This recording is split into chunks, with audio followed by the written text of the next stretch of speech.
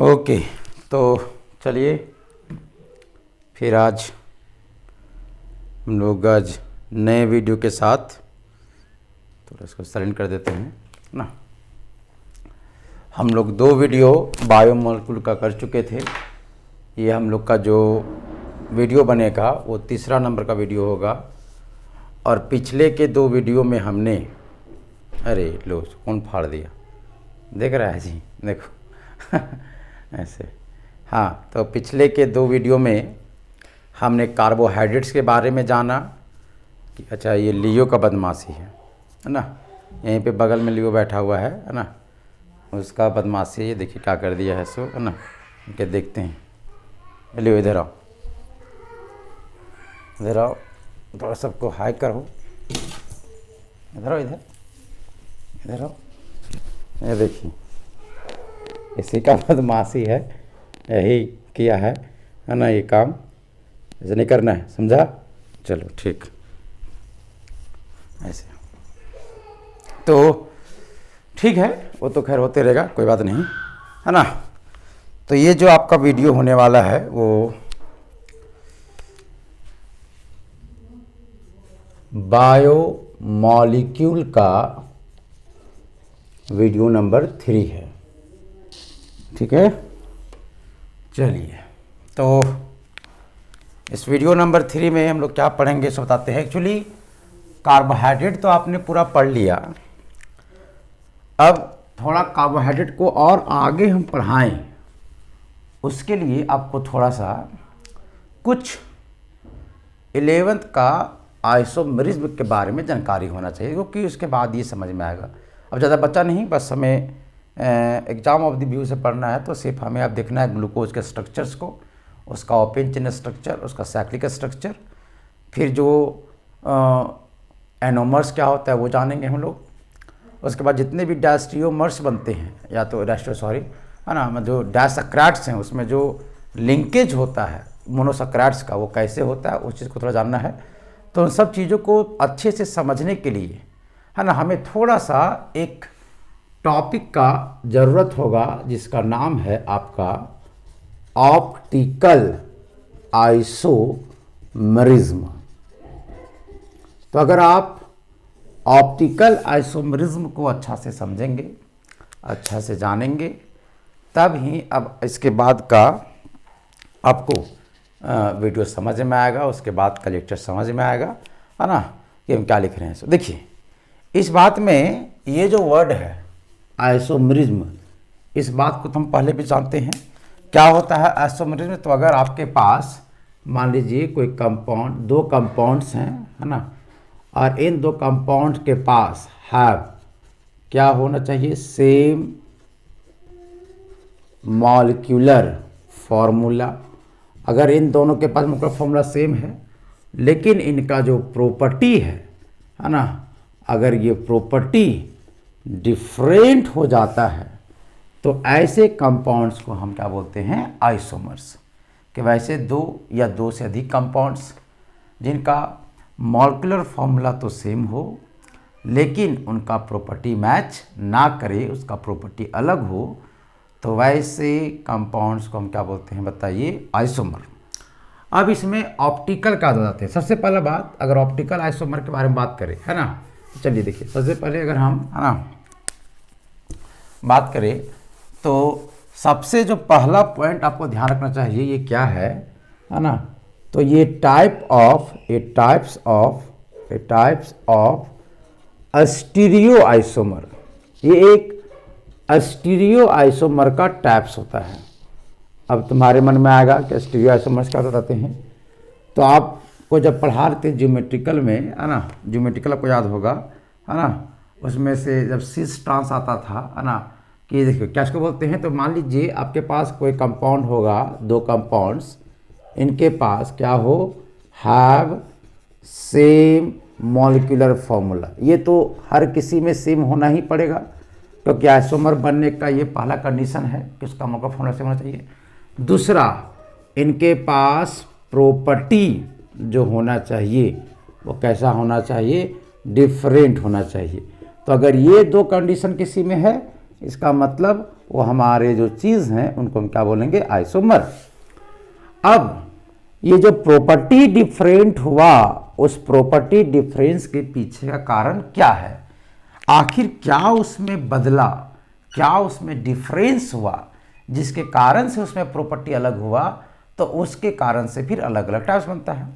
तो अगर किसी का मान लीजिए स्ट्रक्चर बदल जाए, अब स्ट्रक्चर चाहे उसके फंक्शनल ग्रुप बदलने से बदले, चाहे कार्बन के मेन चेन बदलने से बदले, चाहे फंक्शनल ग्रुप का पोजीशन बदलने से बदले, अगर इस तरह से कभी भी अगर उसमें स्ट्रक्चर में बदलाव आता है तो उस तरह के आइसोमर को हम स्ट्रक्चरल आइसोमर में गिनते हैं। ठीक है, देखिए, लेकिन आपके पास कुछ ऐसे भी कंपाउंड मिलते हैं, है ना, जिनके पास जिसका स्ट्रक्चरल जो फॉर्मूला होगा, है ना, स्ट्रक्चरल फॉर्मूला ये भी सेम हो जाए, मतलब स्ट्रक्चर भी सेम हो जाए, लेकिन स्ट्रक्चर सेम होने के बाद भी उसके प्रॉपर्टी में क्या आ जाए, डिफरेंस। जैसे कि अगर उसका आप आईपीएससी नाम लिखिएगा दोनों का, तो लगेगा जैसे दोनों का सेम ही नाम है। जैसे आपको बताते हैं, जैसे C double bond C L रहता, फिर सी एल रहता, फिर एच रहता, इसका एच रहता। अरे कंपाउंड लिखते हैं सी डबल बॉन्ड सी, यहाँ पे सी एल और यहाँ पे सी एल और यहाँ पे एच, यहाँ पे भी एच।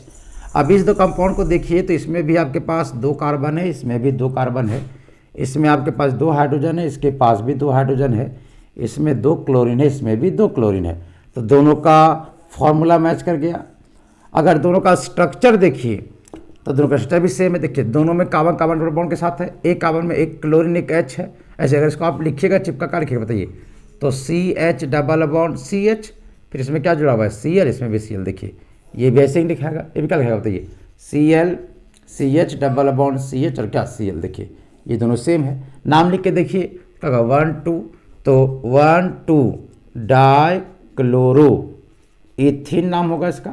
जब इसका भी नाम लिखेंगे तो क्या करेगा, 1 2 डाई क्लोरो इथिन, 1 2 डाई क्लोरो इथिन। तो ये दोनों कंपाउंड का मॉलिक्यूलर फॉर्मूला भी सेम है और साथ ही साथ इसका स्ट्रक्चरल फॉर्मूला भी सेम है। मतलब कौन स्ट्रक्चरल फॉर्मूला मतलब होता है कनेक्टिविटी, कि कौन से एलिमेंट के साथ कौन कौन जुड़ा हुआ है। तो यहाँ एक कार्बन के साथ एक क्लोरीन एक हाइड्रोजन, एक तरफ कार्बन है, इसमें भी एक तरफ हाइड्रोजन है, क्लोरीन है, कार्बन है। अच्छा, यहाँ भी सेम चीज़ है। तो कनेक्टिविटी के साथ साथ उसका फॉर्मूला भी मैच कर दिया ऐसे करके। लेकिन इसके बावजूद भी इसका प्रॉपर्टी और इसका प्रॉपर्टी अलग पाया जाता है। तो अगर ऐसे, क्योंकि आइसोमर ये थोड़ी ना बोलते का स्ट्रक्चर मैच करना चाहिए, आइसोमर का परिभाषा है कि फॉर्मूला सेम होना चाहिए और प्रॉपर्टी अलग होना चाहिए। अब आपका स्ट्रक्चर अलग है कि सेम है, हमको उससे मतलब नहीं है। तो जिसमें मान लीजिए स्ट्रक्चर ही अलग हो जाता है तो उसको हम लोग स्ट्रक्चरल आइसोमर बोलते हैं। लेकिन वैसे कुछ कंपाउंड्स जिनका फॉर्मूला भी मैच करे, स्ट्रक्चर भी मैच करे, लेकिन इसके बावजूद भी उसका प्रॉपर्टी मैच ना करे, तो वैसे आइसोमर को ही कहा जाता है क्या, हमारा स्टीरियो आइसोमर। तो मेरा जो ऑप्टिकल आइसोमर है, ऑप्टिकल आइसोमरिज्म जो होता है वो इसी के कैटेगरी में आता है। मतलब ऑप्टिकल आइसोमरिज्म का जब हम एग्जाम्पल लिखाएंगे आपके सामने, तब देखिएगा उन दो कंपाउंड का फॉर्मूला भी मैच करेगा। जब उसका आप नाम लिखिएगा तो नाम भी मैच कर जाएगा। मतलब उसमें हर एक चीज़ कनेक्टिविटी सेम होगा, जिससे जो जुड़ा होगा ऐसे के। अंतर क्या होगा, तो सिर्फ उसके अरेंजमेंट को, कि कोई अप साइड होगा तो कोई डाउन साइड होगा, तो कोई लेफ्ट होगा तो कोई राइट होगा। तो अरेंजमेंट अलग होने के कारण से उसका प्रॉपर्टी क्या जाता है, अलग हो जाता है। और इसी कारण से है ना उसको स्टीरियो आइसोमर कहा जाता है। ठीक है, तो खैर आपको इतना नहीं जानना है, बस इतना ध्यान रखिएगा कि ऑप्टिकल आइसोमर जो होता है वो एक तरह का स्टीरियो आइसोमर है। मतलब इसमें नाम फॉर्मूला सब मैच करेगा, लेकिन फिर भी इसके बाद इसका प्रॉपर्टी मैच करता नहीं है। देखिए, तो भैया अगर स्टीरियो आइसोमर है इसका मतलब फॉर्मूला के साथ साथ स्ट्रक्चर सब मैच करेगा, है ना। ऐसे ध्यान देते हैं, स्टीरियो आइसोमर कहने का मतलब हुआ इसके पास सेम होगा molecular formula as well as structural formula. Molecular formula के साथ साथ इसका स्ट्रक्चरल फॉर्मूला भी क्या होगा, सेम होगा, है ना, दोनों सेम होंगे। लेकिन इसके बावजूद भी इनका प्रॉपर्टी अलग होता है। तो ये जो ऑप्टिकल आइसोमर में होते हैं इनके पास हैव डिफरेंट प्रॉपर्टी पाया जाता है, डिफरेंट प्रॉपर्टीज। इनका क्या होता है, डिफरेंट प्रॉपर्टीज होता है with respect to respect to PPL कि इन ऐसे दो कंपाउंड जिनका मॉलिक्यूलर फार्मूला, स्पेशल फार्मूला सब मैच करेगा, लेकिन इसके बावजूद भी उन दोनों का प्रॉपर्टी मैच नहीं करेगा। किसके रिस्पेक्ट में? तो PPL के रिस्पेक्ट में। अब ऑफ कोर्स है ना, आपके मन में आ रहा होगा कि आखिर ये PPL है क्या। देखिए ज़्यादा हमारे पास समय नहीं, लेकिन फिर भी आपको फुल फॉर्म तो बताना ही पड़ेगा। PPL जो स्टैंड होता है वो होता है, P से होता है प्लेन, फिर एक होता है पोलराइज्ड और क्या, लाइट। तो प्लेन पोलराइज्ड लाइट को ही कहा जाता है शॉर्टकट में PPL।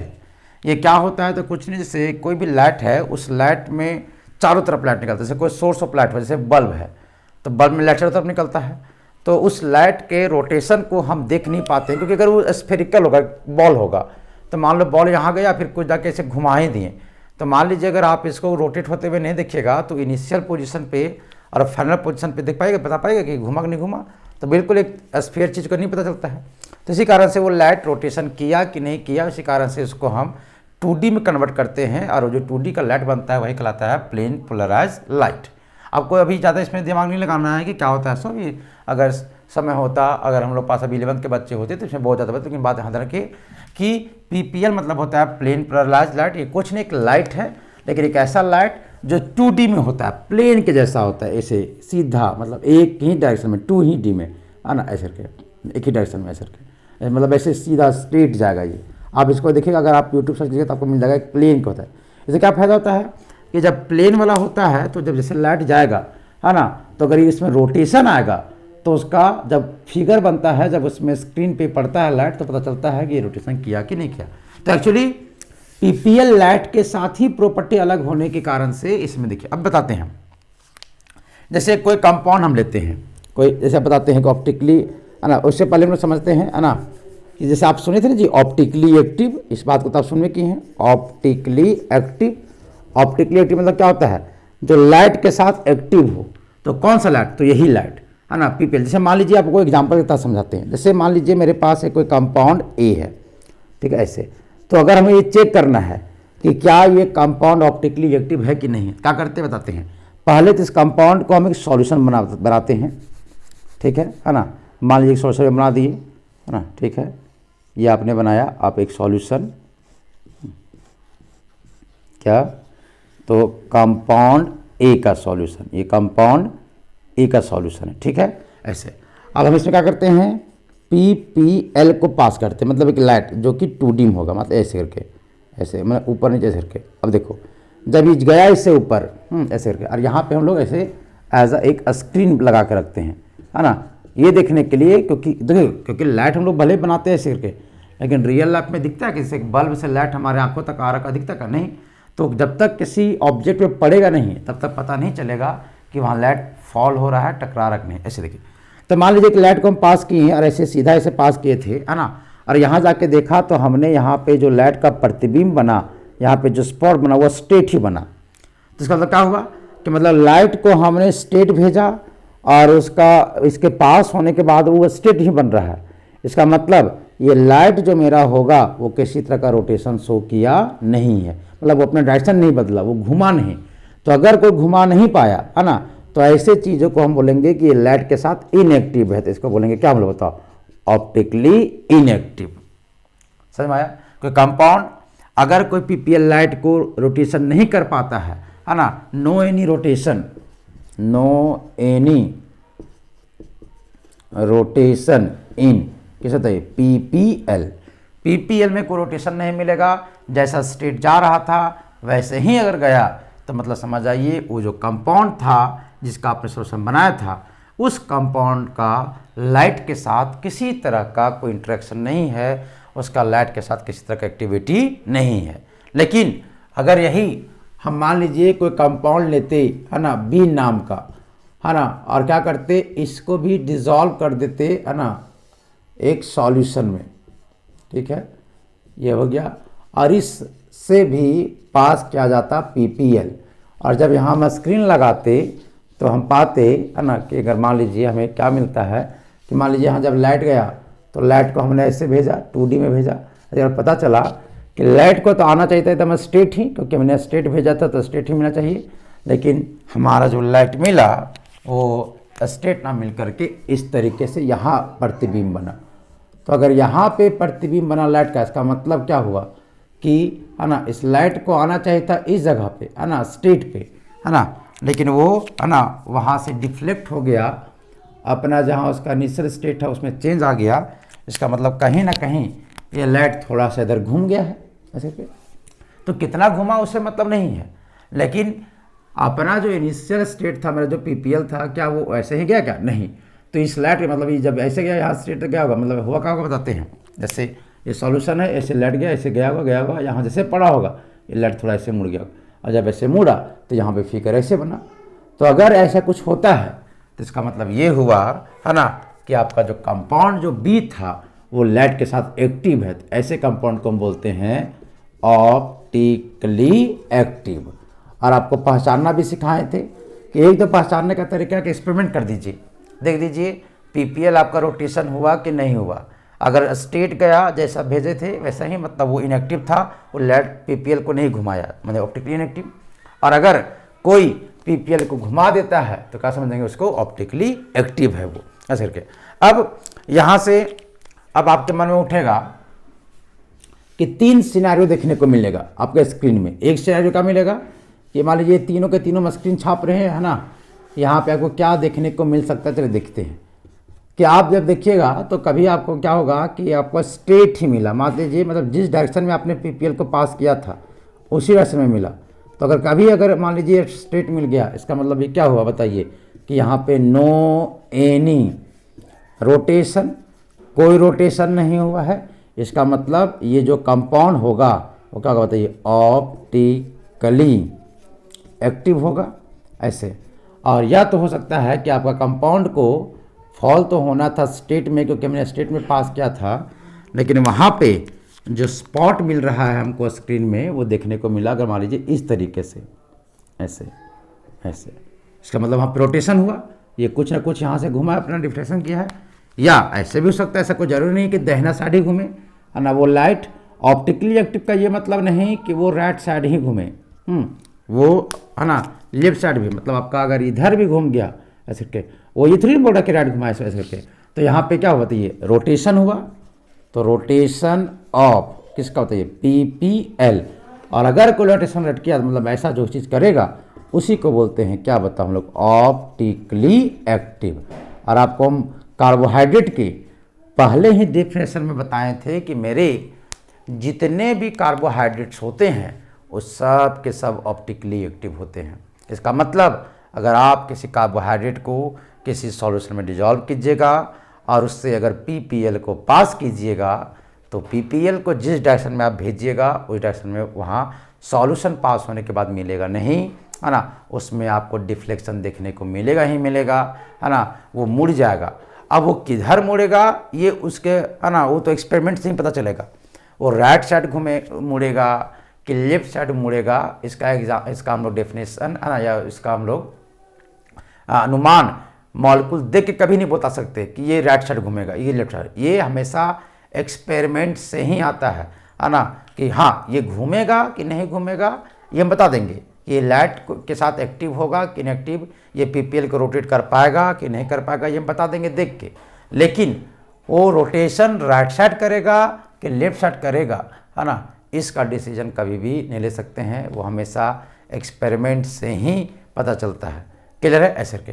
तो ये थे आपके थोड़ा सा ऑप्टिकल के बारे में। अब थोड़ा सा आपको बताते हैं कि अगर अब यहाँ से भी 2 तरह के कंपाउंड मिलेंगे हमको, है ना, थोड़ा सा इसको आप लिख लीजिए।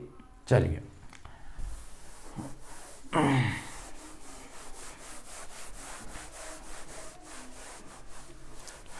अब मान लो कोई मॉलिक्यूल, ऑफ कोर्स, है ना, हम मान लीजिए अगर कोई मॉलिक्यूल है ना, वो हमारे पीपीएल को राइट साइड रोटेट कर दिया। ये कैसे पता चलेगा, तो कभी नहीं पता चलेगा, ये तभी पता चलेगा जब आप इसको एक्सपेरिमेंट कीजिएगा। तो क्या हुआ इसका, रोटेशन इन क्या होता है ये, राइट साइड हुआ। तो इस तरह के जो कंपाउंड्स होते हैं इसको बोलते हैं डेक्स्ट्रो रोटेशन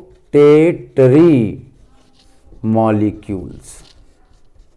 ऐसे डेस्ट्रो मतलब होता है दाहिना साइड घुमा, रोटेटरी मतलब घुमाने वाला, और इसको डिनोट किया जाता है डिनोटेड बाय डी होता है स्मॉल डी से, याद रखिएगा स्मॉल डी ही लिखते हैं हम लोग। तो किसी भी मॉलिक्यूल जैसे मान लीजिए कहीं पे लिखा हुआ है डी और ऐसे ग्लूकोज, तो इसका ये मतलब हुआ कि एक पहला बात कि ग्लूकोज आपका ऑप्टिकली एक्टिव है, मतलब ये एक लाइट को अपने में रोटेट कर सकता है, और ये डी का मतलब हुआ कि वो डेक्स्ट्रो रोटेटरी है, मतलब वो उस कंपाउंड को दाहिना साइड घुमाएगा, राइट साइड घुमाएगा। कितना एंगल से वो नहीं, बस हाँ वो राइट साइड घुमाएगा। वैसे ही अगर याद रखिएगा स्मॉल डी होना चाहिए, क्योंकि हम लोग पढ़ेंगे कैसे कैपिटल डी भी ऐसे मान लीजिए अगर एक कोई मॉलिक्यूल है और अगर वो पीपीएल को लेफ्ट साइड रोटेट कर देता है अपना इनिशियल पोजीशन के अनुसार से, तो क्या बोलेंगे इसको, तो रोटेशन इन लेफ्ट साइड, तो मतलब ये क्या कहलागा, लेफ्ट साइड घुमाने वाला मॉलिक्यूल।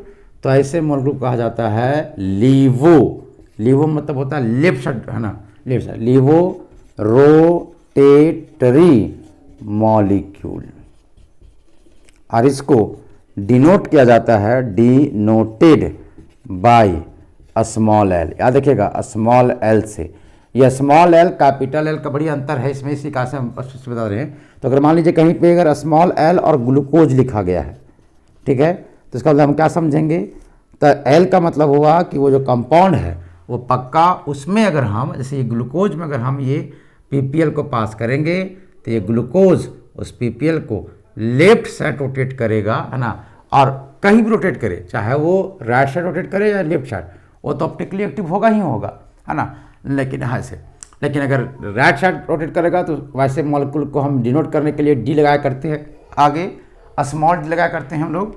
और अगर कोई लेफ्ट साइड घुमाता है किसी पीपीएल को, तो उस मॉलिक्यूल को पहचानने के लिए हम लोग क्या लगाते हैं, एल लगाते हैं। सर हम मॉलिक्यूल देख के बता पाएंगे कि वो राइट साइड पीपीएल को रोटेट करेगा कि लेफ्ट साइड, तो बिल्कुल नहीं, आप कभी भी ये बता नहीं सकते हैं, है ना, कि वो मॉलिक्यूल लेफ्ट साइड रोटेट करेगा कि राइट साइड। आप सिर्फ ये बता पाएंगे कि वो मॉलिक्यूल, है ना, घुमाएगा कि नहीं, ऑप्टिकली है कि नहीं। कैसे हम बता पाएंगे, तो कैरल कार्बन से, जिस किसी के पास कैरल कार्बन होगा मतलब वो ऑप्टिकली एक्टिव होगा, लेकिन वो पीपीएल को राइट रोटेट करेगा कि लेफ्ट रोटेट करेगा, इसका अनुमान आप लगा नहीं सकते, है ना, वो हमेशा एक्सपेरिमेंट से होगा। हाँ ऐसा जरूर हो सकता है, जैसे मान लीजिए कि कंपाउंड लिखते हैं COOH, फिर यहाँ C और यहाँ पे OH और फिर यहाँ H और मान लीजिए यहाँ पे CH3। आप ध्यान से देखिए तो ये बिल्कुल एक क्या बताइए कैरल कार्बन है, मतलब ये पक्का ऑप्टिकली एक्टिव होगा, क्योंकि इसके पास कैरल कार्बन है, और जिसके पास कैरल कार्बन कम से कम एक भी होता है वो लाइट को घुमा सकता है, मतलब पीपीएल को रोटेट कर सकता है। तो ये मॉलिक्यूल 100% है ना, एक है ना, पीपीएल को रोटेट करेगा। अब वो राइट साइड रोटेट करेगा कि लेफ्ट साइड रोटेट करेगा, कि ये मतलब डेस्ट्रो रोटेटरी होगा कि लीवो रोटेटरी होगा, इस चीज़ का जानकारी हम ऐसे देख के नहीं बता सकते हैं। लेकिन हाँ अगर एक्सपेरिमेंट करेंगे और पता चला कि नहीं ये जो मॉलिक्यूल है COOH, फिर यहाँ पे C, फिर यहाँ पे OH, फिर यहाँ पे H और CH3, मान लीजिए ये राइट साइड का बाय एक्सपेरिमेंट D, मान लीजिए D मॉलिक्यूल है, ये small d molecule. Small d का मॉलिक्यूल का मतलब हुआ, है ना, कि ये कैसा बताइए, डेक्स्ट्रो रोटेटरी, दाहिना साइड घुमाने वाला। ये कहाँ से लिखे हैं आप, तो ये हमेशा बाय एक्सपेरिमेंट से ही पता चलेगा कि वो मॉलिक्यूल राइट उसको रोटेट करेगा कि लेफ्ट, ऐसे। लेकिन हाँ अगर हमें एक मॉलिक्यूल पता चल गया कि अगर वो, है ना, राइट घुमा रहा है, तो आप क्या कीजिए, इमेजिन कीजिए कि आप इसके सामने एक मिरर रख दीजिए, ठीक है। तो अगर आप इसके सामने एक मिरर दिए, ऐसा कभी भी छापेंगे तो क्या समझेंगे आप लोग कि मिरर रखा। तो चलिए फोटो मिरर बनाएंगे तो ऊपर का चीज़ ऊपर ही दिखेगा हमको, बाकी फिर हमें काबा दिखेगा। ये इधर राइट साइड है वो किधर जगह बताइए, लेफ्ट साइड। जो इधर लेफ्ट हो क्या जगह बताइए, राइट साइड। और क्या बताइए, CH3। अच्छा, इस मॉलिक्यूल का भी नाम वही रहेगा, लेकिन मस्त बात बता क्या, ये मॉलिक्यूल अगर राइट को डेस्ट्रोरोटरी कर रहा है तो ये मॉलिक्यूल उसका लीवोरोटेटरी होगा। मतलब अगर आप एक मॉलिक्यूल बता देते हैं हमको कि वो डेस्ट्रो है कि लीवो, तो हम दूसरा खुद से बता देंगे कि दूसरा कौन होगा। तो कैसे, तो उसके सामने मिरर रखेंगे जिसका फोटो बनेगा, समझ जाइए, है ना। अगर ये डी होगा तो ये एल, अगर ये एल होता तो ये डी। ऐसा कोई जरूरी नहीं है ना, ये कुछ भी हो सकता है, डी भी हो सकता है, एल भी हो सकता है ना, स्मॉल डी स्मॉल कुछ भी हो सकता है। देखिए कभी कभी है ना स्मॉल डी को कभी प्लस से भी दिखा जाता है और स्मॉल एल को कभी क्या माइनस से भी, ऐसे। तो ये था आपका है ना ऑप्टिकली एक्टिव को लेकर के बात कि पीपीएल को, है ना। तो देखो जो ऑप्टिकल आइसोमर्स होते हैं वो यही काम करते हैं। ऑप्टिकल आइसोमर्स क्या होते हैं, वैसे दो कंपाउंड्स जिनका फॉर्मूला मैच करेगा। जैसे अब इन दोनों को देखिए ना जी, इन दोनों को देखिए, इनका मॉलिक्यूलर फॉर्मूला एक समान है, इनका स्ट्रक्चर फॉर्मूला एक समान है, नाम लिखोगे तो एकदम नाम भी डिट्टो एक मैच करेगा। फिर भी इसका प्रॉपर्टी अलग है। ये भी लाइट को घुमा रहा है, ये भी लाइट को घुमा रहा है, ठीक है, लेकिन ये पीपीएल को घुमा रहा है राइट साइड, जबकि ये घुमा रहा है लेफ्ट साइड। तो ये जो दो कंपाउंड्स आपको दिख रहे हैं जिनका मॉलिक्यूलर फॉर्मूला स्ट्रक्चरल फॉर्मूला सब मैच कर रहा है, लेकिन इसके बावजूद भी पीपीएल लाइट के रिस्पेक्ट में इसका गुण अलग है और इस मॉलिक्यूल का प्रॉपर्टी अलग है। इसका मतलब ये जो दोनों हैं ये दोनों आपस में कहलाएंगे हमारे ऑप्टिकल आइसोमर। समझ में आया ऐसे। तो क्या ऑप्टिकल आइसोमर, तो वैसे कोई मॉलिक्यूल्स है ना जिनमें है ना मॉलिक्यूलर फॉर्मूला मैच करे, स्ट्रक्चर भी मैच करे, है ना, इसके बावजूद भी उनका प्रॉपर्टी अलग हो, किसके रिस्पेक्ट में, तो पीपीएल के रिस्पेक्ट में। मतलब अगर एक मॉलिक्यूल उस लाइट को अगर है ना डेस्ट्रोरोटरी रोटेट कर रहा है तो एक मॉलिक्यूल है ना दूसरा मॉलिक्यूल जो कि वही फॉर्मूला के साथ होगा, वही सब चीज़ होगा, है ना, सब चीज़ उसका फॉर्मूला से लेकर के नाम वाम उसका स्ट्रक्चर सब मैच करेगा। लेकिन फिर भी है ना अगर वो पहला वाला मॉलिक्यूल अगर लाइट को पीपीएल को अगर डेस्ट्रोरोटरी रोटेट कर रहा था, मतलब उसको घुमा रहा था अगर राइट साइड, तो अगला मॉलिक्यूल जो होगा वो क्या होगा, लीवोरोटेटरी होगा, मतलब वो लाइट को लेफ्ट साइड घुमाएगा। तो ये जो डी और एल वाला जो कंसेप्ट है उसको ध्यान रखिएगा ऐसे करके। अब देखो जी, अब थोड़ा सा मतलब चलिए थोड़ा सा हम लिख देना चाहेंगे, है ना, कि क्या, जैसे कि अब बताते हैं, चलिए तो यहाँ से आएगा हमारा ऑप्टिकल आइसोमर का अगर परिभाषा बोले क्या बोलेंगे, वैसे स्टीरियो आइसोमर जिनके पास क्या होगा, सेम होगा, क्या चीज भाई, तो मॉलिक्यूलर फॉर्मूला, जिसके पास मॉलिक्यूलर फॉर्मूला सेम होगा, as well as same connectivity, उनका कनेक्टिविटी भी सेम होगा। मतलब जिस आइटम से जो जुड़ा है वही जुड़ा रहेगा, मतलब जिसको कनेक्टिविटी से क्या बोल सकते हैं इसका हम लोग, स्ट्रक्चरल फॉर्मूला। बट लेकिन इसके बावजूद भी दे हैव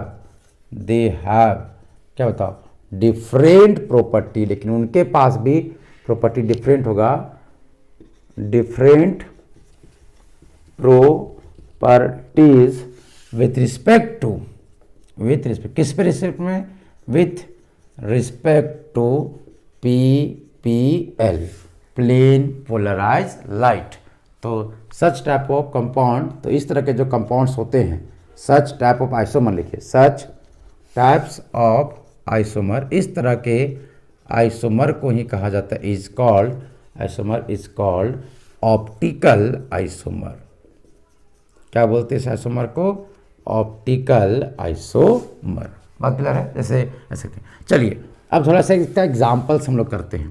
जैसे कि आप चलिए कार्बोहाइड्रेट का बात कर रहे हैं तो हम लोग कार्बोहाइड्रेट का ही एग्जाम्पल लेते हैं, कार्बोहाइड्रेट। चलिए सबसे सिंपलेस्ट, सबसे छोटा कार्बोहाइड्रेट बना के देखते हैं कि क्या बनेगा कार्बोहाइड्रेट। बताइए कार्बोहाइड्रेट होने के लिए आपको कंडीशन याद है ना जी, 3 कंडीशन होना चाहिए। पहला वो ऑप्टिकली एक्टिव होना चाहिए, मतलब उसके पास कम से कम एक काला कार्बन होना चाहिए, दूसरा उसके पास या तो अल्डिहाइड होना चाहिए या तो कीटोन होना चाहिए, और वो पॉलीहाइड्रोक्सी होना चाहिए, मतलब उसमें अल्कोहल का संख्या कम से कम 2 होना चाहिए। तो अगर इन सभी कंडीशन को ध्यान रखते हुए अगर बनाओगे तो सबसे छोटा जो मॉलिक्यूल बनेगा कार्बोहाइड्रेट का वो क्या बनेगा, तो एक अल्डिहाइड बनाते थे। सबसे पहले C+OH एक अल्डिहाइड बना दिए, फिर हमें एक कार्बन और लेना होगा, इसमें एक OH डाल देते हैं और फिर एक H। अब देखिए, अब हमें एक और, अगर यहाँ पे सीधा H डालेंगे तो कारल नहीं रहेगा, ये तो ऐसे भी कारल नहीं है, तो हमें एक और कार्बन लेना होगा और इसमें एक H, इसमें भी एक H और इसमें क्या OH। अब देखो ये जो कंपाउंड्स है, अगर आप इसको ध्यान से देखिएगा तो इसमें आपको सब प्रॉपर्टी मिलेगा। पहला बात 2OH है, मतलब पॉलीहाइड्रोक्सी हो गया, अल्डिहाइड है तो हाँ अल्डिहाइड भी आ गया, और इस कार्बन को अगर देखिए इन तीनों में से बात यही कार्बन है जो ऑप्टिकली एक्टिव है, मतलब कैरल कार्बन है, कैरल कार्बन है मतलब ऑप्टिकली एक्टिव, मतलब वो इन तीनों कंडीशंस को सेटिस्फाइड कर रहा है, मतलब ये जो चीज़ यहाँ पे बनाया गया है वो पक्का एक कार्बोहाइड्रेट होगा। इसको सिंपल तरीके से कैसे छापते हैं, तो इसको CHO को CHO लिख देंगे, फिर यहाँ पे C, फिर यहाँ पे OH और फिर यहाँ पे H, और इसको क्योंकि कैरल नहीं है तो इसको एक साथ लिख देते हैं CH2OH।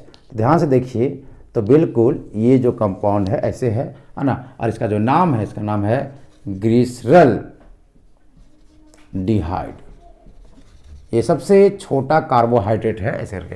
तो आप ध्यान से देखिए तो उसमें वो है ना जी, तो ऑप्टिकली एक्टिव है ये, तो अगर ये ऑप्टिकली एक्टिव होगा तो पक्का ये PPL को रोटेट करेगा।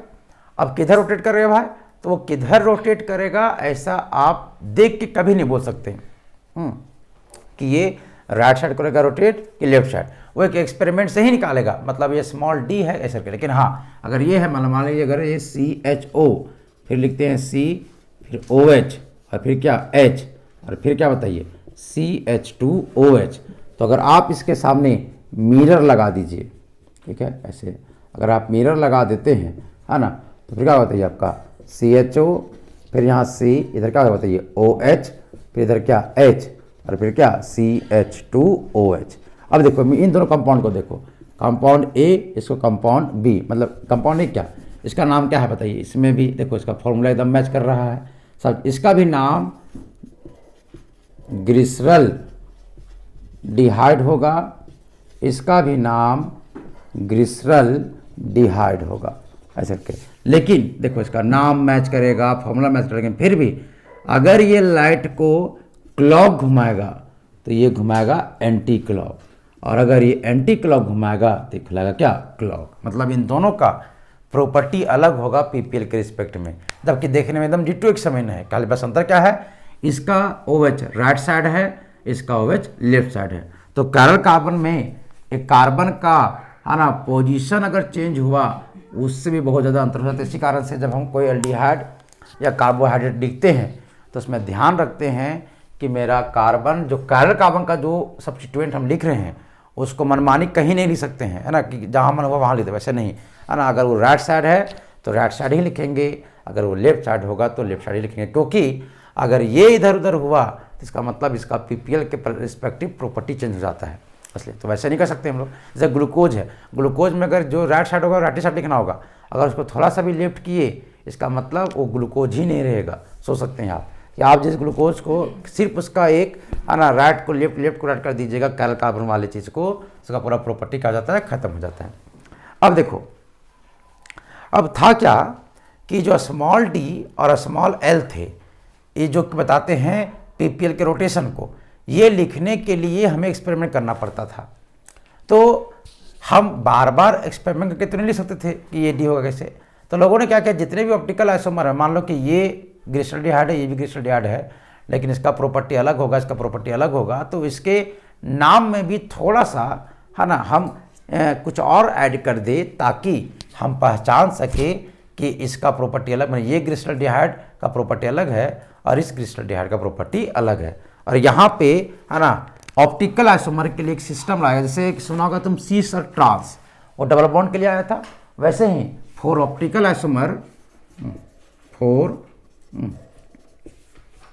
ऑप्टिकल आइसोमर एक नया सिस्टम लाया गया, एक प्रीफिक्स लाया गया है ना, प्रीफिक्स लाया गया ऐड करके, और वो था हमारा कैपिटल डी और कैपिटल एल। तो जितने भी ऑप्टिकल आइसोमर होते थे तो किसी को डी बोलते थे, तो जैसे इसको अगर डी बोले तो इसको एल, अगर इसको एल बोलते तो इसको डी, ऐसे। और ये जो कैपिटल डी और कैपिटल एल का जो कैटेगराइजेशन हुआ है ना, वो हम इसके लिए नो नीड ऑफ एक्सपेरिमेंट करके हम नहीं, हम कंपाउंड को देख के बोलेंगे कि ये डी वाला फैमिली में जाएगा कि एल वाला फैमिली में हो जाएगा, ऐसे करके। तो अगर हमसे कभी पूछेगा कि बताइए, ऐसे पूछता है कि स्मॉल डी और कैपिटल डी में क्या अंतर है, तो स्मॉल डी बताता है पीपीएल के रोटेशंस को कि वो राइट साइड घुमा है, पीपीएल रेशो है। लेकिन कैपिटल डी और कैपिटल एल जो होते हैं इनको रोटेशन से कोई मतलब नहीं है, ये कुछ नहीं बताते हैं कि क्या घुमाएगा। सो कैपिटल डी वाला भी लेफ्ट घुमा सकता है और कैपिटल एल वाला भी राइट घुमा सकता है। ऐसा कोई ज़रूरी नहीं है कि अगर किसी पास कैपिटल डी आ गया मतलब वो डेस्ट्रोरेटरी होगा, अगर किसी पास कैपिटल एल आ गया तो क्या होगा, लिबोरेटरी। तब रहा सवाल कि हम ये डी और एल कैसे देते हैं, तो बड़ा सिंपल है। सबसे पहला बात, वो जैसे ये ऑप्टिकल आइसोमर हुआ तो इसमें से हम किसी को डी बोलेंगे, किसी को एल बोलेंगे। आप तो जान रहे हैं अगर कोई एक चीज़ डी हुआ तो आदमी क्या होगा, एल, ऐसे। तो ये जो कैपिटल डी और कैपिटल एल का नाम रखने का जो प्रवचन चला वो मैंने कैसे लिखा जाएगा, चलिए इसको थोड़ा सा, ठीक है, ऐसे देखिए। तो कैसे हम आसान करेंगे डी को और एल को, कैपिटल डी और कैपिटल एल को। स्मॉल डी स्मॉल एल तो कभी भी हम अपने से नहीं दे सकते, वो है ना हमेशा एक्सपेरिमेंट से ही दिया जाता है ना। देखिए तो है ना, मान लीजिए है ना, हाउ कैन वी राइट, है ना, मतलब हमारा होगा use of capital D and capital L. Capital D और कैपिटल एल का यूज हम लोग कैसे करते हैं? सबसे पहला बात है ना, फर्स्ट ऑफ ऑल ये वही काम आएगा जो ऑप्टिकल आइसोमर होंगे, ऑप्टिकल आइसोमर के लिए काम आता है। देखिए तो कैसे आता है, देखिए तो हम देखते हैं है ना, सबसे पहले क्या होता है, कायल कार्बन को देखना होता है, कायल कार्बन आइटम को देखिए, ठीक है। अब मान लीजिए जिस मॉलिक्यूल में एक ही कायल कार्बन है तब तो बहुत अच्छी बात है। अगर एक से ज़्यादा है तो आपको देखना है ना कि लास्ट कायल कार्बन, किस मॉलिक्यूल में अगर 4-5 है तो उसका जब नंबरिंग कीजिएगा तो सबसे लास्ट में जो कायल कार्बन मिलेगा है ना, सबसे मेरा तो सबसे नीचे जो मिलता है ना, वही कायल कार्बन को देखना है। तो जब आप कायल कार्बन देखिएगा तो मेरा कायल कार्बन होगा तो कुछ चीज़ें इसके ऊपर होगा, कुछ चीज़ें इसके नीचे। अब इसके लेफ्ट और राइट को देखना है। देखिए तो एक तरफ तो H होगा, फिक्स है ना, जितने भी मॉलिक्यूल आते हैं, और एक तरफ आपका फंक्शनल ग्रुप लगा रहता है। अब ये जनरली आप देखिएगा तो या तो आपका OH रहता है या तो NH2 रहता है।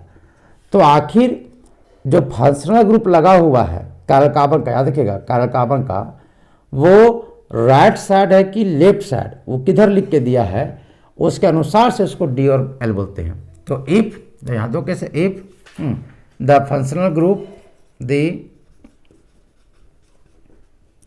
Functional group of last chiral carbon atom is in, दो साइड हो सकता है। अगर वो राइट साइड है, राइट साइड है तो हम इसको कैपिटल डी से लिखते हैं, समझ में आया।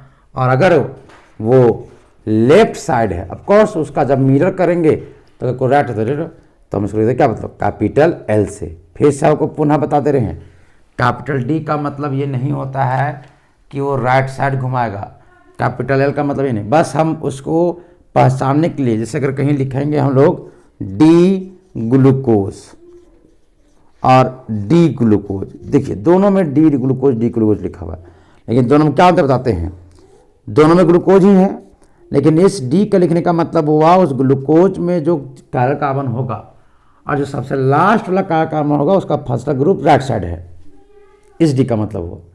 जबकि इस स्मॉल डी का मतलब हुआ कि वो ग्लूकोज का फर्स्ट ग्रुप राइट है कि लेफ्ट, उससे मतलब नहीं है, लेकिन वो ग्लूकोज को जब हम है ना शोषण बना के जब उसमें पीपीएल को पास करेंगे तो वो पीपीएल को राइट साइड रोटेट करेगा। समझ में आ रहा है क्या है ये डी और इस डी का मतलब, ऐसे करके है ना। तो किसी के पहले अगर कैपिटल डी लिखा हुआ है मतलब उसका फंक्शनल ग्रुप जो लास्ट कायरल कार्बन का है वो दाहिना साइड है, राइट साइड है, तो दाहिना साइड से डी आया है, और अगर लेफ्ट साइड है तो एल आया है ऐसे करके। तो ये कैपिटल डी और कैपिटल एल बताते हैं फंक्शनल ग्रुप के पोजीशंस को कि वो राइट साइड है कि लेफ्ट साइड है। लेकिन स्मॉल डी और स्मॉल एल जो होता है वो बताता है पीपीएल के रोटेशन को कि वो क्लॉकवाइज होगा कि एंटी क्लॉकवाइज होगा। बाकी लग रहा है जैसे कि अगर हम इस कंपाउंड को ग्लिसरॉल्डिहाइड को ही फिर से अगर बनाएं या कोई भी है ना, आप खुद से बता सकते हैं। जैसे कोई भी हम एक कंपाउंड लिखते हैं, आप उसको पहचानने की कोशिश कीजिएगा कि वो डी है कि एल। जैसे कि एक कंपाउंड जैसे ये लिखे CHO, फिर COH, फिर यहाँ H और फिर क्या CH3, ये मेरा काला कार्बन हुआ। इसमें एक ही काला कार्बन है तो लास्ट काला कार्बन का झंझट खत्म हो गया। तो इस काला कार्बन का जो ये OH है वो किधर है बताइए, मेरे राइट साइड है। इसका मतलब इसका नाम होगा कैपिटल डी। किधर है बात, ऐसे करके। अगर वही एक कंपाउंड लिखते हैं हम CHO, फिर रहता है यहाँ C, यहाँ रहता OH, फिर यहाँ रहता H और फिर यहाँ क्या रहता बताओ CH3। देखिए इसका फसल किधर है, लेफ्ट साइड है ना। तो अगर लेफ्ट साइड है इसका मतलब है ना, इसका नाम क्या लिखते हैं हम लोग L। तो ये कैपिटल डी और कैपिटल एल का मतलब हुआ कि फंक्शनल ग्रुप राइट साइड है कि लेफ्ट साइड है, बस इस चीज़ को बताता है। इसका मतलब ये नहीं कि बताइए क्या होगा है ना, एक काला कार्बन एक ही था ऐसे करके कि स्मॉल डी हो गया स्मॉल एल होगा। तो ये तो सिर्फ और सिर्फ बाय एक्सपेरिमेंट से ही पता चलेगा कि वो क्लॉक होगा कि एंटी क्लॉक होगा, है ना। ये कैपिटल डी और कैपिटल एल का ईजाद हुआ था बस ये बतलाने के लिए कि उसके काला कार्बन में लास्ट काला कार्बन का फंक्शनल ग्रुप किस साइड है, राइट साइड है कि लेफ्ट साइड। चलिए जैसे हमारे पास जो ज़्यादा यूज होगा वो ग्लूकोज होगा। तो चलिए ग्लूकोज को बना के देखते हैं। तो ग्लूकोज कितना होता है कार्बन, 6 कार्बन। तो 1 carbon, 2 carbon, 3 carbon, 4 carbon, 5 carbon और 6 कार्बन। याद रखिएगा ये क्योंकि कैरल मॉलिक्यूल है, ये ऑप्टिकली एक्टिव होगा तो इसका हर एक है ना पोजीशन आप जहाँ तहाँ नहीं सकते, इसलिए इसको याद करके लिखिएगा बढ़िया से। ठीक है, बहुत सीधा लिखिए। देखिए सबसे ऊपर में हमारा होता है एल्डिहाइड। तो एल्डिहाइड को तो आप सीधा CHO लिख सकते हैं, ये एल्डिहाइड हो गया। और नीचे देखिए उसका 3 बॉन्ड खाली है तो नीचे वाला कैरल नहीं हो सकता क्योंकि दो तरफ H होगा। तो इसको आप कहीं भी लिख सकते CH2OH, क्योंकि ये कैरल नहीं है तो बिना कैरल वाला कार्बन को कहीं नहीं। लेकिन यहाँ पे 1 2 3 4 जो होंगे देखिए, तो यहाँ पे याद रखिएगा राइट राइट फिर लेफ्ट राइट, ऐसे याद रखना है राइट राइट लेफ्ट राइट। क्या देखिए, तो 6 कार्बन में पहला कार्बन एल्डिहाइड बन गया। सबसे लास्ट वाला कार्बन में 2 H होते हैं, क्या कि इसका 3 बॉन्ड है ना जी, एक तरफ OH होना, बाकी सब में OH होगा। तो लास्ट में एक तरफ OH है दूसरी तरफ H, तो कैरल बचे रहें। तो कैरल ना होने कारण से इसमें कोई पोजीशन का मान नहीं होगा। लेकिन ये जो 4 कार्बन होंगे वो सब के सब कैरल बनेंगे, है ना, और सब के सब कैरल बनेंगे। इसी कारण से है ना इनमें है ना, देखिए यहाँ पे H, यहाँ H होगा, यहाँ H होगा, यहाँ पे क्या होगा H होगा, ऐसे करके। तो ये मेरा कार्बन जो हुआ, ये जो मेरा कार्बन हुआ वो कैरल हुआ, ये भी कैरल हुआ, ये भी कैरल हुआ, ये भी कैरल हुआ। इसका नाम क्या है बताओ, तो ग्लूकोज। ठीक है, ऐसे करके। अब आप इस कैरल कार्बन के जो एलिमेंट्स, क्योंकि आप जानते हैं अगर ये इधर बदल गया ना जी, इसका ग्लूकोज नाम नहीं रहेगा, फिर कुछ और नाम लिखा हो जाएगा। ये अगर उधर चला गया तभी नाम बदल जाएगा। मतलब ये राइट राइट लेफ्ट राइट ही होना चाहिए फंक्शनल ग्रुप, ऐसे करके। तो अब इसका नाम देखिए कैसे लिखते हैं। देखिए तो कैरल कार्बन तो यहाँ बहुत सारे हैं, तो नंबरिंग करेंगे तो 1 2 3 4 5 6। तो मेरा ये जो कैरल कार्बन है ये लास्ट कैरल कार्बन हुआ, ये कहलाएगा मेरा लास्ट कैरल कार्बन। तो लास्ट कैरल कार्बन से ही डिसाइड करना हो, जैसे इसमें एक ही था तो उसी को देखे ऐसे बताइए। तो लास्ट कैरल कार्बन में मेरा जो फंक्शनल ग्रुप है OH वो किधर है बताइए, राइट साइड। इसका मतलब ये जो ग्लूकोज है वो कैपिटल D है। और इसी कारण से आप सुनते होंगे है ना, आपके पैकेट में लिखा रहता है ग्लूकोन D। तो वो D इसी चीज़ को रिफरेंस करते रहता है ना, कि वो जो उसका कैरल कार्बन जो है ऐसे। अब सर बताइए ये ऑप्टिकली एक्टिव होगा, नो डाउट, बिल्कुल 4 कैरल कार्बन है तो इसके पास ऑप्टिकली एक्टिव होगा ही होगा। तो ये किधर घुमाएगा सर, क्लॉकवाइज के एंटी क्लॉकवाइज? तो ये हम नहीं कर सकते, ये स्मॉल डी होगा कि कैपिटल डी होगा ऐसा बोला नहीं जा सकता। ये तभी बोला जा सकता है जब ये एक्सपेरिमेंट होगा तब कि अगर वो क्लॉक घुमाएगा तो ये ऐसे हो सकता है कैपिटल डी फिर स्मॉल डी के साथ ग्लूकोज। अगर ये लेफ्ट, अच्छा सर क्या कोई कैपिटल डी है तो क्या ये क्लॉक घुमाएगा? ऐसा कोई ज़रूरी नहीं है। एक कैपिटल डी वाला स्मॉल मतलब लीवो रोटेटरी भी हो सकता है, या कैपिटल डी वाला चाहेगा तो डेस्ट्रो रोटेटरी भी हो सकता है। लीवो रोटेटरी और डेस्ट्रो रोटेटरी कंप्लीटली एक्सपेरिमेंट से आने वाली चीज़ हैं। वो स्मॉल डी और स्मॉल एल को आप कभी भी है ना थ्योरी से लिख नहीं सकते। तो ये हमारा डी ग्लूकोज हुआ। वैसे ही आप जरा सा गेस कीजिएगा, अगर फ्रुक्टोज का बात करें, फ्रुक्टोज की बनाना सीख लीजिए, क्योंकि यही दोनों चीज़ को हमको पढ़ना है और यही चीज़ हमको लिखते और तुमको समझ में आता है। इसी कारण से इतना आज का क्लास हो रहा है कि ये कैपिटल डी का मतलब समझो। आगे जाके अगर हम लिख देंगे है ना, आगे कैपिटल डी फिर डी और ग्लूकोज, तो इसका मतलब क्या होगा वो तुमको समझ में आ जाए। कहीं कहीं लिखा मिलता है डी है ना, फिर प्लस और फिर ग्लूकोज ऐसे करके। तो इसका मतलब ये जो प्लस लगा रही है, जो स्मॉल डी लगा रहे हैं, ये सब एक्सपेरिमेंट करने के बाद निकलता है और ये एक्सपेरिमेंट करने से पता चलेगा ऐसे करके। वैसे ही फ्रुक्टोज देखिए, तो फ्रुक्टोज हो गया तो क्या होता है, इसमें भी 6 carbon, 1 carbon, 2 carbon, 3 carbon, 4 carbon, 5 carbon, 6 carbon. इसमें एल्डिहाइड होता है, इसमें कीटोन। कीटोन साइड में हो नहीं सकता, इसे होगा बीच में। अब बीच में हुआ तो सब के पास फिर OH होना है। अब यहाँ अगर एक OH देंगे तो दो तरफ H हो जाएगा, तो दो तरफ H होगा तो कैरल नहीं बचेगा। इसी कारण से इसको आप कहीं भी लिख सकते तो कहीं भी लिख दिए।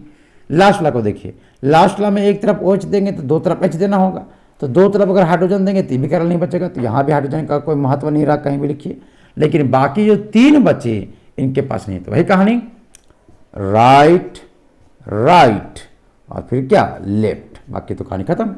ऐसे इसमें 4 था तो राइट राइट लेफ्ट राइट हुआ, वहाँ क्या होगा राइट राइट लेफ्ट। उसके बाद जो बचा H, फिर यहाँ भी H, यहाँ भी क्या बताइए H है ना, ये भी कैरल रहा, ये भी कैरल रहा, ये भी क्या रहा कैरल, ऐसे करके। और ये कैरल रहा, इसका मतलब देखिए इसका फंसला ग्रुप बताइए, लास्ट कैरल कार्बन, ये हमारा पहला, दूसरा, तीसरा, चौथा, पांचवा, छठा, तो लास्ट ये ना हुआ है जी। देखिए तो लास्ट कैरल कार्बन का ये दाहिना साइड है, इसी कारण से इसका नाम होगा डी फ्रुक्टोज।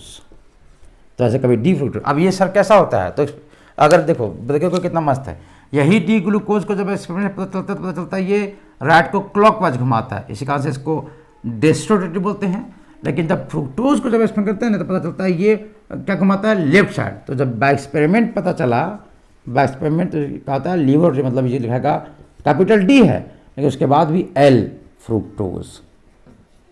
देखिए तो अभी क्या देखे कि डी वाला डी भी हो सकता है, डी वाला एल भी। तो ये कैपिटल डी कैपिटल एल को मतलब नहीं है कि वो डेस्ट्रो होगा कि लीवो होगा, वो तो बस पोजीशंस को बतलाने के लिए है कि लास्ट का कार्बन का फंसला ग्रुप राइट साइड है कि लेफ्ट साइड। ऐसे इसको ऐसे भी सकता है कैपिटल डी फिर यहाँ पे माइनस फिर फ्रुक्टोज ऐसे करके, क्योंकि ऐसे करके बात क्लियर है। अच्छा अगर डी ग्लूकोज ये हुआ तो एल ग्लूकोज क्या होगा, इसके सामने मिरर लिख दीजिए, मिरर लिख के जो छप बनेगा वो उसका एल ग्लूकोज कहलाएगा। वैसे ही अगर डी फ्रुक्टोज ये है, इसके सामने अगर मिरर रख दीजिए फिर उसके बाद जो बनेगा वो क्या कहलाएगा मेरा एल फ्रुक्टोज। क्लियर है बात। ऐसे तो ये था आज का अनऑप्टिकल आइसोमर के लेकर के पूरे क्लास में। अगर हम तुमको बोले जो काम का चीज़ बताया गया है ना, जो आपको ध्यान होना चाहिए पूरे में, तो आपको ये 4 चीज़ है ना कहीं भी आज के बाद लिख दिया जाए तो उसका मीनिंग समझ में आना चाहिए। क्या चीज़, एक कैपिटल डी या कैपिटल एल लिखा रहे जिसका मतलब समझ आना चाहिए, और एक स्मॉल डी और स्मॉल एल। इस स्मॉल डी को प्लस भी लिख सकता है या माइनस भी ऐसे करके। तो ये जो चीज़ होता है वो बताता है है ना, बताइए है ना, ठीक है लिख देते हैं पोजीशन ऑफ फंक्शनल ग्रुप है ना in last chiral carbon atom, उसके लिए होता है। और ये जो चीज़ लिखाता है वो लिखाता है बाय थ्योरी, मतलब आपको ये कैपिटल डी और कैपिटल एल लिखने के लिए आपको किसी तरह का एक्सपेरिमेंट करने का ज़रूरत नहीं है। जबकि स्मॉल डी या स्मॉल एल लिखा रहता है तो ये बताता है rotation of plane polarise light. D बतलाता है राइट साइड रोटेशन को, मतलब है ना इसको बोलते हैं हम लोग डेक्स्ट्रो रोटेटेड टेरी, है ना, और एल बताता है उसके रोटेशन लेफ्ट साइड को क्या कहते हैं, लीवोरोटेटरी। इस पर डी को या तो प्लस में भी लिख के दिखा सकता है या एल को कभी कभी माइनस में भी लिख के दिखा सकता है। और किसी के नाम, मान लीजिए हम कभी भी लिखते हैं, मान लीजिए अमन कोई नाम लिखे और अमन के पहले अगर डी लिखा दिए, तो ये लिखा हुआ आपको मीनिंग समझ में आ जाए क्या लिखा गया है। जैसे हम कोई सुमित लिखे, है ना, और सुमित के पहले अगर हम ऐसे प्लस का साइन लगा दिए तो इसका मतलब तुम्हें समझ में आना चाहिए, है ना। कुछ भी लिख दिए, है ना, मान लो, है ना, कुछ भी, जैसे राम लिख दिए, है ना, राम के पहले अगर हम कैपिटल एल लगा दिए, मतलब ये कैपिटल एल का मतलब तुम्हें पता होना चाहिए। तो स्मॉल डी स्मॉल एल का मतलब पता होना चाहिए। आज के क्लास का ये वीडियो का बस यही मोटिव था। अगर आप कैपिटल डी का इस सब का मीनिंग समझते हैं और आपको लिखने अगर आता है, कोई भी मॉलिक्यूल जब छाप देंगे, है ना, ये छाप के जैसे ग्लूकोज छाप दे, बता ग्लूकोज क्या है, डी है कि एल, तो बड़ा सिंपल है। कार्बन ढूंढिए, लास्ट का कार्बन अगर दाहिना साइड है उसका फर्स्ट ग्रुप, है ना, तो समझिए वो डी होगा, अगर वो लेफ्ट साइड होगा तो वो एल होगा। बात हम क्लियर है ऐसे। तो ये थे जी आज के क्लास, है ना। ये कार्बोहाइड्रेट्स का समझिए मेरा वीडियो तो नहीं था, है ना, लेकिन आगे का कार्बोहाइड्रेट पढ़ने के लिए, क्योंकि अब एक वीडियो का बचा, फिर खत्म हो, फिर प्रोटीन स्टार्ट करेंगे, फिर चैप्टर ज़्यादा नहीं है ऐसे। लेकिन उस चीज़ को पढ़ने के लिए, क्योंकि अब डी एल लिखने लगते हैं हम, है ना, तो आप इस मीटर रोटेशन वगैरह फिर आपको समझाना होता है, ये सब चीज़ बताना होता। तो इन सब चीज़ों के लिए आपको इन टर्मिनोलॉजी का capital D, capital L, small D और स्मॉल एल का जानकारी होना बड़ा ही ज़रूरी था। ठीक है, बहुत बहुत धन्यवाद, है ना। चलिए, थैंक यू।